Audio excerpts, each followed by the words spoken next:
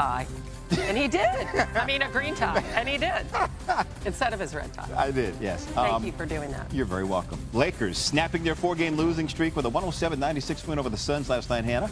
Luka leading the way with 33 points. Austin Reeves adding 28. LeBron James remaining out with a groin strain. The Lakers have gone from 2nd to 5th in the West.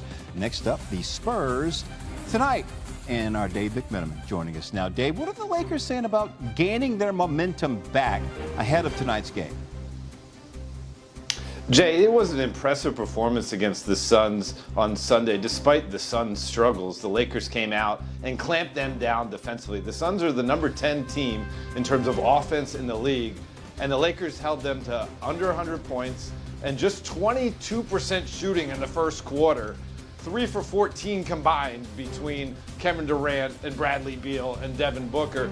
And Luka Doncic said something very interesting. He said, we were shown the way we're supposed to play in our previous loss to the Denver Nuggets. In that game, there was no Luka, no LeBron, no Dorian Finney-Smith, no Gabe Vincent, et cetera, et cetera.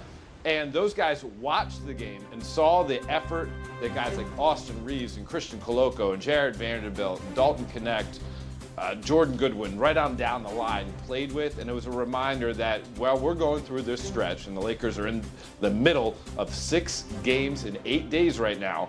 They need to push through it and play with that type of effort and intensity, and that will be the pathway to get through this stretch and get back to their winning ways. Yeah, 10 and 6 since Luka made his debut on February 10th.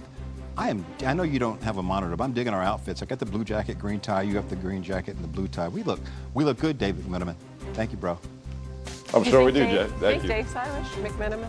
Just kidding. Now he is. There are 6 teams separated by 3.5 games for the 2nd seed out west with less than a month left in the regular season. The Rockets have won 6 straight. They occupy that spot, but still they have a couple of head-to-head meetings, 2 each against the Nuggets and the Lakers. Tim Legler is here with us, also sporting the green. This is his favorite holiday, and his dog's name is Guinness. We just learned that. Good information. I like that, yeah. But let's talk some basketball. Nuggets are at the Warriors in the back half of our doubleheader. So which team out west do you think poses the biggest threat to the team that leads the conference by a mile, the Thunder?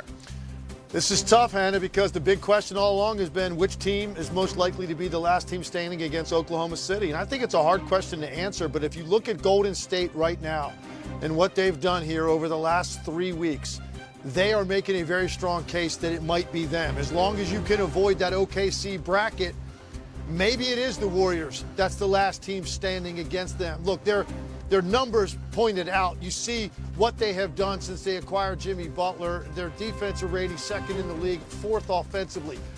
Those look very similar to the metrics and the numbers of when they were winning championships. They can play small when they have to. Their bigger lineups against certain teams are effective enough, but their small lineups, with Jimmy Butler in particular on the court defensively, the versatility they've had, they are now rattling off wins at a big clip. And I know people are questioning who they've beaten, and maybe that's why the Denver Nuggets might be a notch in their belt, that people can finally take notice of what they are doing, because it is clean basketball on both ends of the floor, very mature team that thinks they can make another run in the West. Yeah, I mean, this group won their first championship by going small in that NBA Finals. Meanwhile, let's talk about a team that's far away from a championship, but did get some good news today. Tim, we're glass half full here.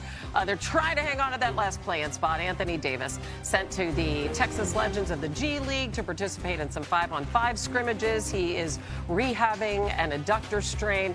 As you know, he was hurt in the Mavs game back on February 8th, his first game with them. So we have the Phoenix Suns. They're a game and a half back of the Mavs, and yet they aren't making up any ground. They lose to the Lakers without LeBron. Just, can you dissect this for us? I mean, why haven't they been able to figure out how to win consistently with the talent that they have? Yeah, so I've used this analogy in looking at Phoenix and the Dallas situation, right? With Dallas with all these injuries.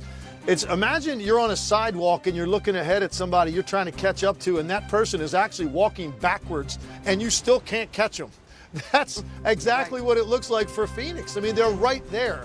Dallas lost 8 out of 9 games, and Phoenix is having a very difficult time making up that ground, and in large part because I just don't see enough fight out of this team. You know, the one thing that separates Phoenix from some of these other teams we've talked about that have been disappointing or underachieving, all of those teams, whether it's Philly or the Dallas Mavericks or the New Orleans Pelicans, they can say it's because of injuries. Phoenix can't say that. They've got their guys healthy, so it comes down to fight, want to, and chemistry. This isn't an X's and O's issue. This is simply a matter of want to, and I think there are too often I've watched the Phoenix Suns, and I question that because Dallas is there for the picking if they want to catch them, and Phoenix has had a hard time catching up that ground. Yeah, it's just so hard to figure out. And by the way, to add on top of everything that you just said, they actually have the hardest remaining schedule in the NBA. Tim Legler, thank you. During which Josh Hart and head coach Tom Thibodeau got into a heated exchange during a timeout in the fourth quarter. Both of them downplayed that exchange after the game. Actually, Hart was scoreless in that one. Tim Bontemps is on the scene at Madison Square Garden with more on their matchup with the Heat. The Knicks, this is their first game back from that West Coast road trip. The incident we just saw, and we know Jalen Brunson remains out with an ankle injury. So what is their mindset? What's the state of the Knicks ahead of this matchup tonight? Well, the first state of the Knicks, Hannah, is to get Jalen Brunson back on the court. It's still going to be another week or two until we see the all-pro NBA guard back on the court for the Knicks in a uniform, playing in clutch time like he has all season, delivering big buckets for the Knicks on this Madison Square Garden court. Now, the Knicks, while he's been out, the goal has been to just survive and advance, to use an NCAA tournament term. And so far, they've been able to do that. They went 2-3 on that road trip, got an overtime win in Portland when Mikal Bridges hit that late buzzer beater. Obviously, as you mentioned, Josh Hart and Tom Thibodeau got into it a little bit on Saturday. Those guys both, as you said, downplayed that incident. But overall, Hannah, the Knicks, when Jalen Brunson got hurt, the concern for them was to fall down the Eastern Conference standings. But as it stands right now, they're 5 losses back of the Boston Celtics, who are in second, and they're 5 losses ahead of the Bucks and Pacers in 4th and 5th. So they're pretty well ensconced in that 3rd place spot. Now the focus is getting Jalen Brunson healthy and back on the court. Yeah, and they've dominated the Heat in their regular season meetings, and the Heat are coming in on a 7-game lose. The ceiling fan is blown, and Luka's feet are rubbing together right now. What a picture. Listen, he's comfortable. He's comfortable. And a lot of people have to realize, unless you've been traded before, you don't know the feeling.